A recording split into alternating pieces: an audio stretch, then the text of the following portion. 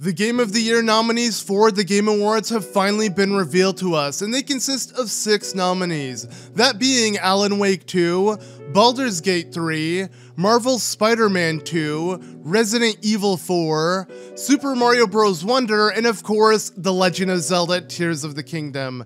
Now you already know which one I'm voting for, and that is Spider-Man. No, I'm kidding. Of course it is The Legend of Zelda Tears of the Kingdom, but I'm a huge Spider-Man fan, and I could totally see that winning. I wouldn't be surprised, along with most of the other nominees. You know, Tears of the Kingdom, as amazing as it was, and it actually outsold all of the other nominees by a landslide, especially in its initial release window, but I feel like the hype died down so quickly. Compared to Breath of the Wild, which was up for the Game of the Year of 2017, I was certain it was gonna win, and it was also up against another Mario title, that being Super Mario Odyssey, but I knew no other game stood any chance to it because Breath of the Wild was so revolutionary to gaming at that time.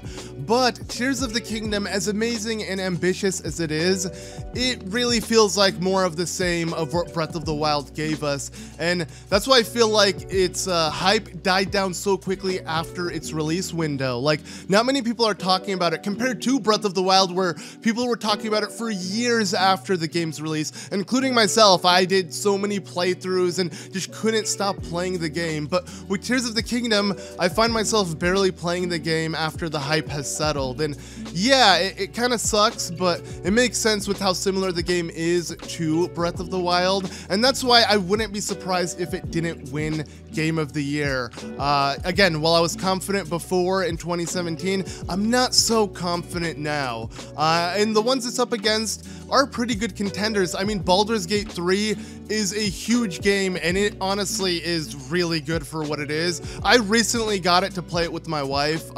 You know, a nice mature fantasy setting game that we can actually play together. It's really cool, and yeah, I love the concept of this game. Definitely a game I want to get much more into. Marvel's Spider-Man 2, obviously, I love Spider-Man to death. He's my favorite Marvel superhero, my favorite superhero of all time, and yeah, that game is super good. It has similarities to what Tears of the Kingdom was to Breath of the Wild, where it reuses the same map and, you know, just kind of adds more to what was already an existing game, but it is so good for what it is. And I mean, if I love Tears of the Kingdom, why wouldn't I love, you know, Spider-Man 2? It's an amazing sequel and definitely deserves Game of the Year if it does win.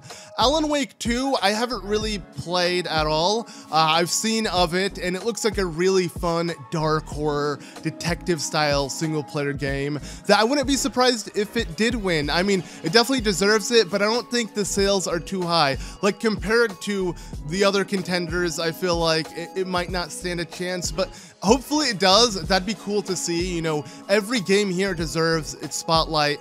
Resident Evil 4 is easily my favorite Resident Evil of all time. I really got into the Resident Evil franchise from Resident Evil 7. Yes, I was a bit late. And then I played 8, and I heard a lot of people saying Resident Evil 8 is very similar to 4, but just not as good. And as much as I want to play 4, it was really old and I couldn't get into it. But the remake just completely, yeah, brought me into that game and made it absolutely my favorite within the series, and I love the remake so much. I think it's such an amazing game.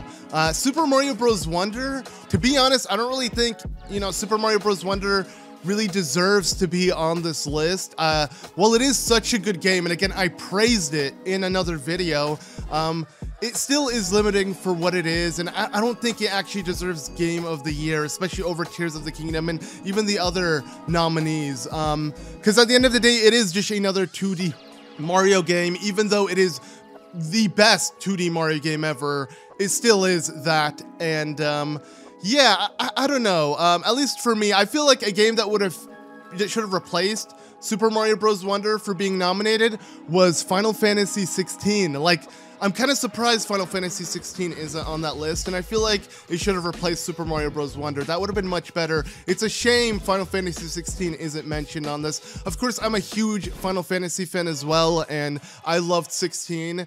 It was a more restricting Final Fantasy, but it had such good story that I didn't care. I loved its linearity, and I mean, nothing will be as bad as Final Fantasy 13. You know, people who played that know what I'm talking about.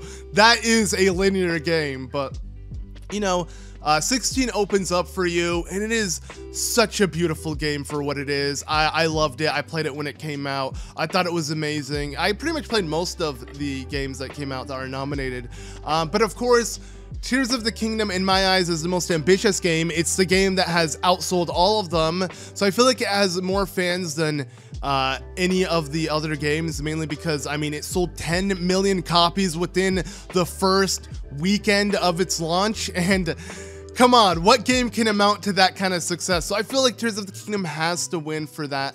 But again, I wouldn't be surprised, and I don't want to be biased because I can see all of these games deserving the spotlight, and it wouldn't surprise me, but let's be real, yeah, even compared to Spider-Man 2, which you can imagine probably sold really well, sadly it was a PlayStation 5 exclusive, maybe eventually it would be released on Steam, but for now it's only on PS5, and yeah, it only sold 3 to 5 million, I believe, within the first 2 weeks, and I know that margin is pretty big to be like 3 or 5, but compared to Tears of the Kingdom, it's not even half of that, regardless of what number it ended up being, because again, Tears of the Kingdom, within the first 2 to 3 days, it was at 10 million, and now it's already at 20 million by the time of this video, and yeah, I feel like way more people picked up that game and played it, but maybe it didn't really, you know, captivate that many people for too long, and maybe they moved on to other games, because again, I feel like that game isn't talked about nearly as much as it should be compared to how its prequel was. So maybe Tears of the Kingdom won't do as well, even though a lot of people bought it. They might not continue playing it. It might have wore off. You know, the novelty just wasn't there as Breath of the Wild was. Breath of the Wild was just so much more special because it was our first time experiencing an open world sandbox of Hyrule. In this game, even though we get so much more to explore in Tears of the Kingdom, again, it still is just more of the same. So yeah, as much as I want it to win, I wouldn't be surprised if any of the other ones win. I would be surprised, though, if Super Mario Bros. Wonder wins. I don't think that would really deserve a win. Again, I love it. I love Mario Bros. Wonder. I don't want to sound biased because, again, I think it's such an amazing game. But I don't know. I don't know if that one deserves it because, yeah, again, it's just another 2D Mario game. It's really classic in that sense. It does do a lot of new and cool things to the franchise, but compared to like what Super Mario Odyssey versus Breath of the Wild felt like I deep down was slightly worried that maybe Odyssey could win, but Wonder compared to Tears of the Kingdom, no chance. Like, Tears of the Kingdom easily beats that. But of course, I would love to know your guys' opinions. I want to make this video kind of to see how it ages. You know, is it gonna age well or is it gonna age poorly? Personally, my top choice and the one I deep down believe has to win is Tears of the Kingdom, mainly because, again, outside of my bias or love towards the series, I think the sales speaks for itself. A lot of people are willing to buy it day one without a second thought, and I feel like that might be the reason and why they're gonna vote for it.